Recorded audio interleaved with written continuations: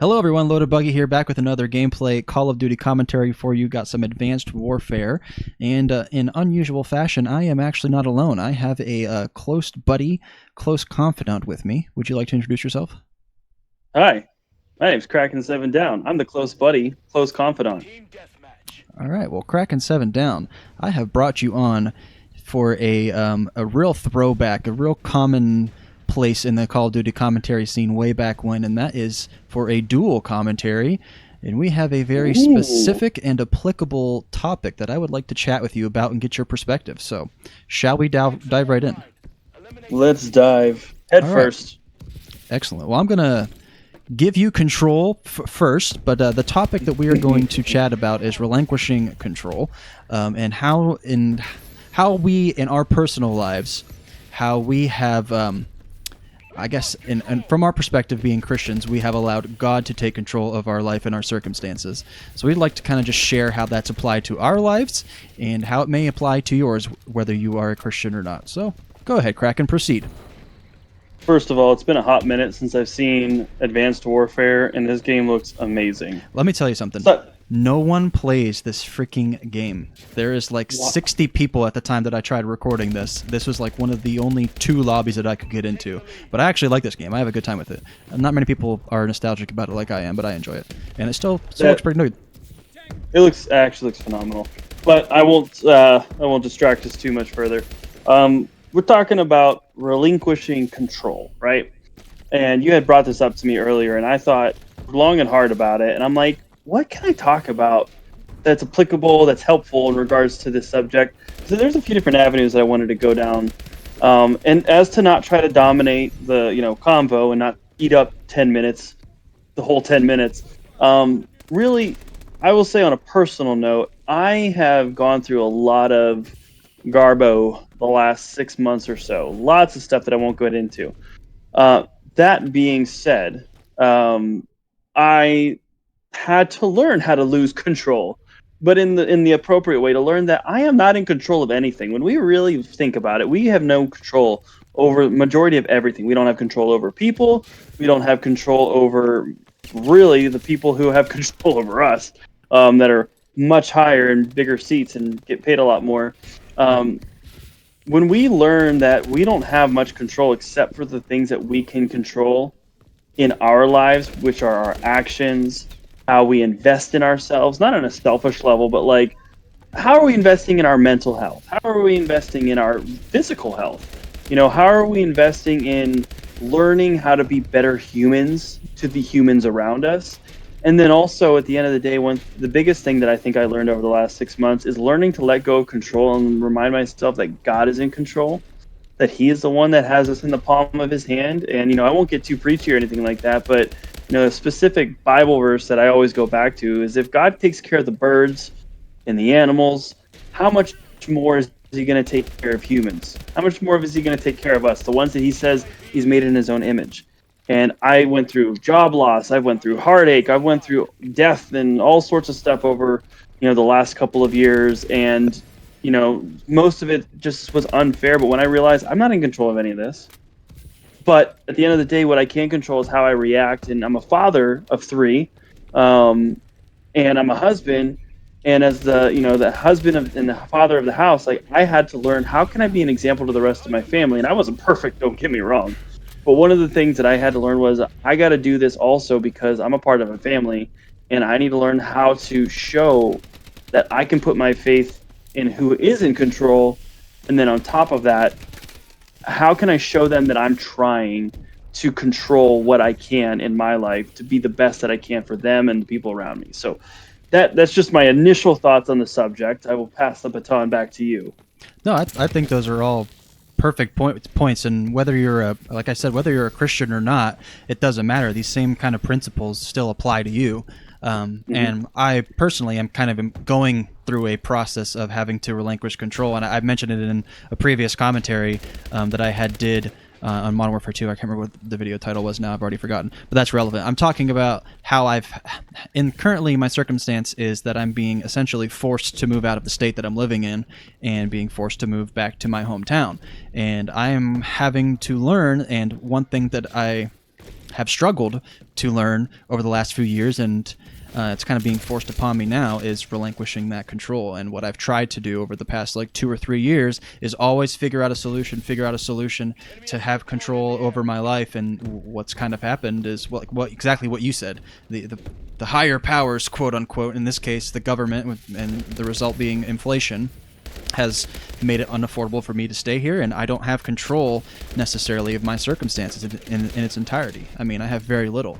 And I think it goes far beyond that. It goes, to how you speak to other people. Like you said, it goes to your health. You really have to be able to come to terms with the fact that you're not going to be able to control everything yourself. You can make as many decisions as you want to, quote unquote, but it does not mean that it's going to actually apply to your circumstance, because at the end of the day, the universe or God or however you see it, they're going to do as they please. God's going to do as he pleases, and it's going to end up working out for your good if you let it. And that's just kind of my opinion on it. So one thing I want to harper on, or I don't know if that's the right word, but one thing I want to touch on is physical health. Lots of people struggle with the physical health side of things, but one thing I've realized is that it has such a deep connection to our mental health. And I was getting up there in my weight. Now, I'm not someone who likes to make fun of other people for their for their physical weight and everything, because I was not one to talk, but I was getting up there, and my wife was like, "Dang, honey, you got to do something." And so I started. One of my struggles was I always would try to do something, and I could never get it to click, and then I would just fall back into my old stuff. But I finally found what worked. I started doing Weight Watchers, and then I switched to a different type of diet or whatever. And I got to tell you, the mental boost that you get when that is something that you can control, to an extent. Like, you can control little things, even if you're not going on like a full blown. I'm not telling trying to preach people to go on a diet or anything. I'm just saying how it affected me. Like, the little things that I could do, try to make better, healthier choices here. Those are things that I could control. And then when I got consistent with the things that I could control, man, it gave me such a mental boost. It helped me become a nicer person, because I was having those little wins, because life is full of losses, and man, oh man, do we lose constantly. And that's at least what it feels like. But I gotta say, when I started gaining momentum with that aspect of my life, that thing that I could control, and I understand people have different health issues and stuff like that, so again, I'm not trying to pick on anybody for that type of a thing, but when I started gaining those little wins and getting consistent, and then I started seeing results, man, that just mentally, I think, is the biggest issue for so many people. But whenever I was able to start getting those little wins and seeing, man, I can be consistent, I can do better. And it's been 3 or 4 months of me being on a pretty strict diet and not really giving in and not going back to what I used to. And I just got to tell you, it is such a boost in the morale. And I think that's something that we all need right now, is a good boost in the morale. Yeah, I think the moral of the story is you control what you can. You don't try to control That's exactly everything. what I mean, You control what you can, and you let go of the things that you cannot. You'll never be able to control everything.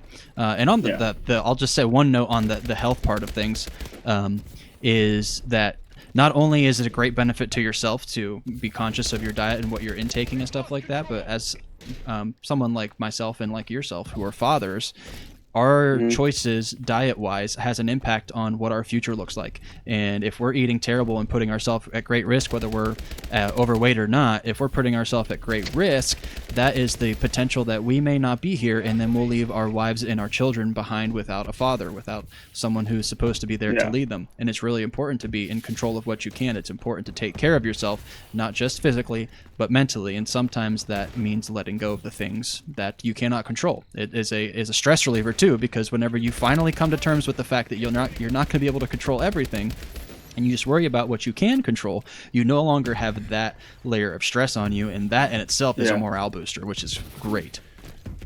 Yeah, that was such an applicable thing for me personally. It was such an applicable thing for me right now, in terms of that was something that I could control. I wasn't so far gone to where it was almost an impossible task or anything like that, but it affects your kids.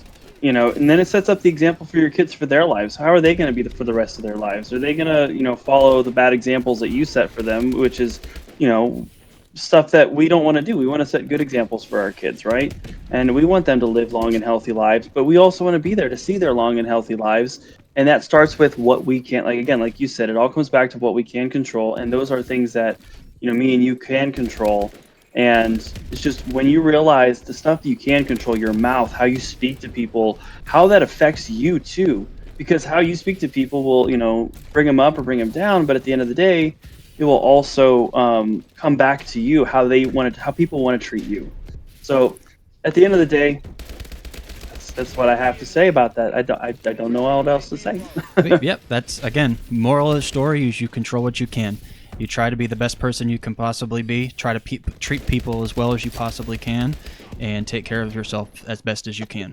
And if you manage that, then I think you're doing a good job. Bada bing, bada boom. Yeah, well, that concludes this dual commentary. Hopefully you guys you like this type of content. If you want to see more from me and Kraken in the future, which, by the way, you probably don't really have a choice. He's going to be back one way or another. So if you want to see more from me and Kraken in the future, please leave a like on this video, leave a comment down below, and consider subscribing. Thanks, everyone. Toodaloo.